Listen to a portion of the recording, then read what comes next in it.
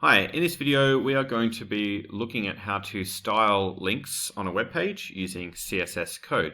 So by default, links are usually blue.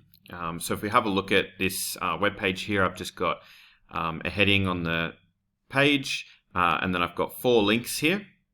And I'm using the break tag just so each link is on a new line. It's not a fancy navigation menu or anything like that.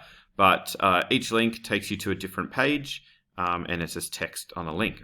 So if we have a look at this page, this is what links look like by default. So they're underlined, they're blue, and pages that are visited often also show up as purple colored text. So I'm on the home page right now. I visited the home page, so that's why it's purple instead of blue like all the others. So that's what links look like by default. They're underlined and they're blue or purple if they've been visited. So what we'll look at is how to change how to style links and change the theme for links, and also when links are in different states. So we're going to do that using pseudo classes. We'll specify what a link should look like normally, what it should look like when it's the page has been visited already, what it will look like when our mouse is hovering over the link, and when our mouse is actually clicking on the link. So there are a number of different states that a link can be in, and we can apply a style for each of those states. So over here on the CSS code, I've already just added font family Arial for the body, just to change the font for the whole page and any text that's on it. But what we'll look at now is how to apply a theme to these links. So remember, links, when we are creating a link on a web page, they use the A tag or anchor tag. So in our CSS code, we can just say A. And then what we can do is add a colon and then specify different states of a link. So there's 4 different states that we can specify here.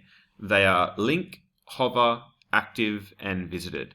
So link is just it's the state of a link when it's in its normal state, so an unvisited page. Hover is when we're hovering over a link. Active is when we're actually clicking down on the link, and visited is the state of a link when the page that you'd be taken to if clicking on that link has already been visited.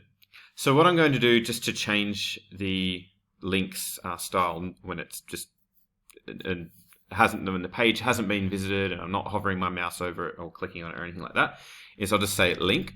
So it's normal regular state.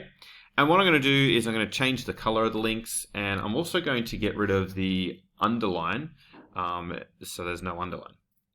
Okay, so I'll just say color, and for a normal link I'm going to use this color code, which is a green color. And to remove the actual underline, we can say text decoration, none.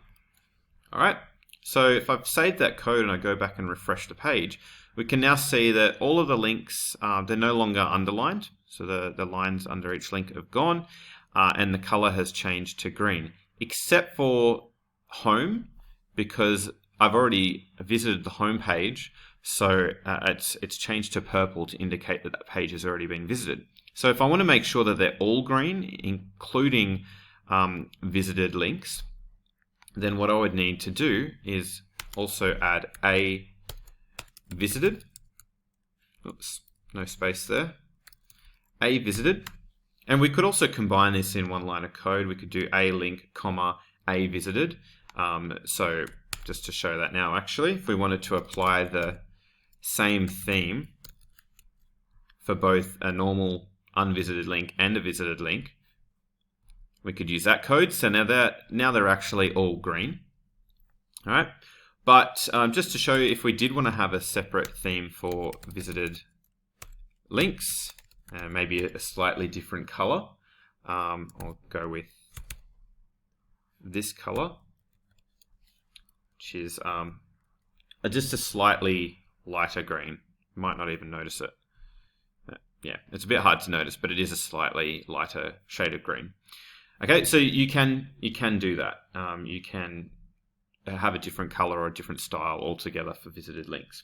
Okay, for hovering, we'd say a hover. So if our mouse was hovering over the link, we might want a different color again.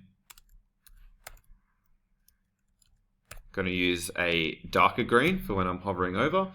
And we could maybe bring the underline back when we're hovering over. So we could say text decoration underline, and that would bring the line back when we move our mouse over the link. So I'll just refresh that. Okay, so now see all the links change to a darker green when my mouse hovers over them, as well as the underline showing up as well. And we could, maybe change it to bold too, or something like that. All right, and lastly, we've got a active. So this is a state that a link is in when it's actually being clicked on by the user. So we might pick another color again. This is a dark green, slightly lighter, but than the hover state, so we might not even really notice the color change, but maybe just so we can see what's happening, we might make the text bold. So you can say font weight bold, save, refresh. Now we see our hover state, but if I click down and just hold my mouse down, you'll see that that link changes to bold. All right. And you might also see now I've visited that page, it's a slightly lighter green in its default state than the other two links down here. Okay, so that's how to change a different state, or apply a style for different states that a link can be in.